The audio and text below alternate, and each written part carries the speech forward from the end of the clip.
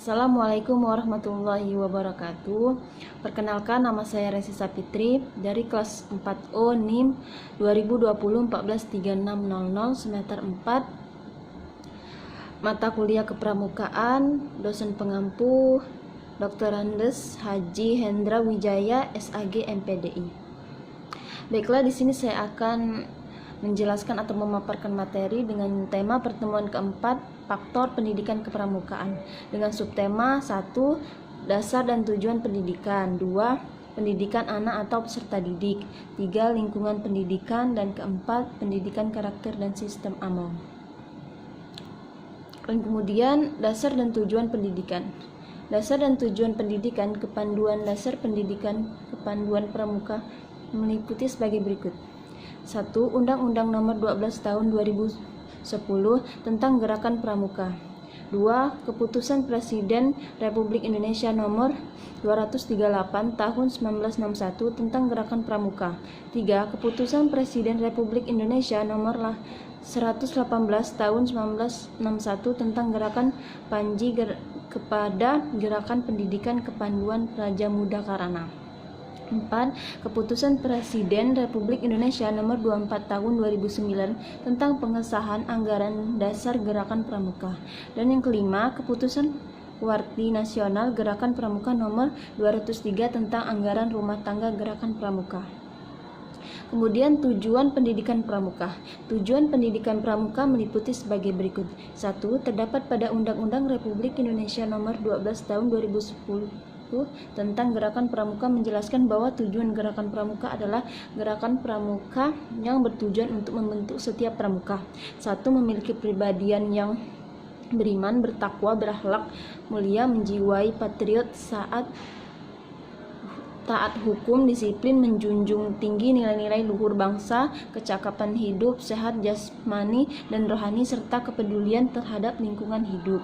2. Menjadi warga negara yang berjiwa Pancasila, setia dan patuh kepada negara Kesatuan Republik Indonesia, serta menjadi anggota masyarakat yang baik dan berguna yang dapat membangun dirinya sendiri secara mandiri serta bersama-sama bertanggung jawab pembangunan bangsa dan negara, memiliki kepedulian terhadap sesama hidup dan alam lingkungan. Selanjutnya, pendidikan anak atau peserta didik.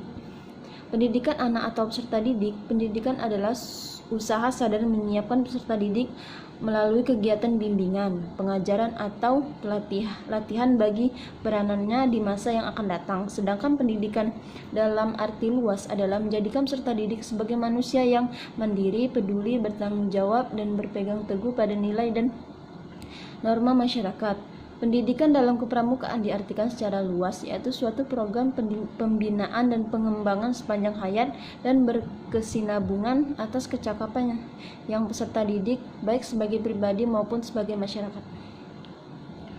Materi yang selanjutnya yang peserta didik.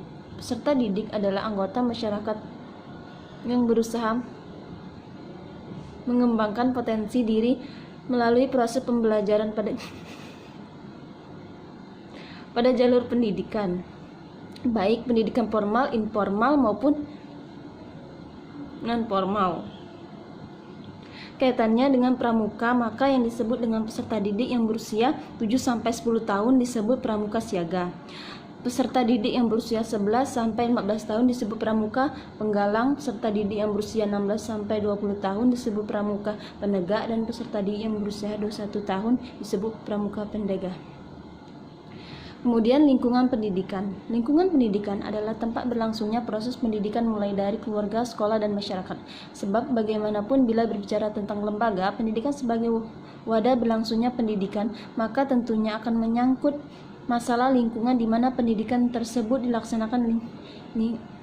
Lingkungan pendidikan kepramukaan sama halnya dengan lingkungan pendidikan pada semestinya pendidikan kepramukaan dapat dilakukan di dalam lingkungan keluarga, lingkungan sekolah, dan lingkungan masyarakat. Tetapi di kegiatan kepramukaan lebih sering berada di luar kelas dalam kurung outdoor, yang mana diharapkan dari kegiatan di luar kelas ini siswa mampu belajar dari alam. Yang selanjutnya, pendidikan karakter dan sistem amal.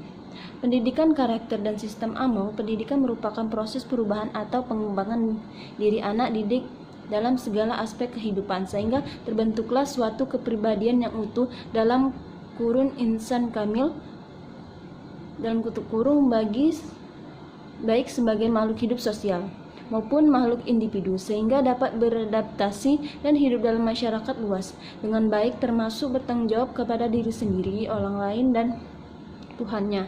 Sedangkan karakter dalam Kamus Besar Bahasa Indonesia berarti watak, sifat-sifat, kewajibannya, akhlak atau budi pekerti yang membedakan seorang dengan orang yang lain. Baik, selanjutnya sistem AMONG.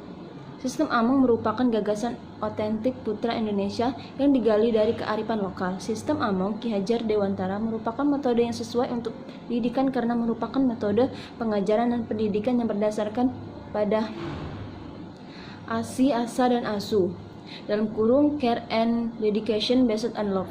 Cara mendidik dalam sistem AMONG itu tidak lain adalah memberi kesempatan banyaknya kepada sang anak untuk membina disiplin pribadi dan untuk mengembangkan pribadinya secara wajar melalui pengalamannya, pemahaman sendiri, dan usaha sendiri. Oleh karena itu, yang harus dijaga adalah proses belajar mengajar ini adalah agar pemberian kesempatan tidak membahayakan keselamatan anak sendiri dan keselamatan orang lain.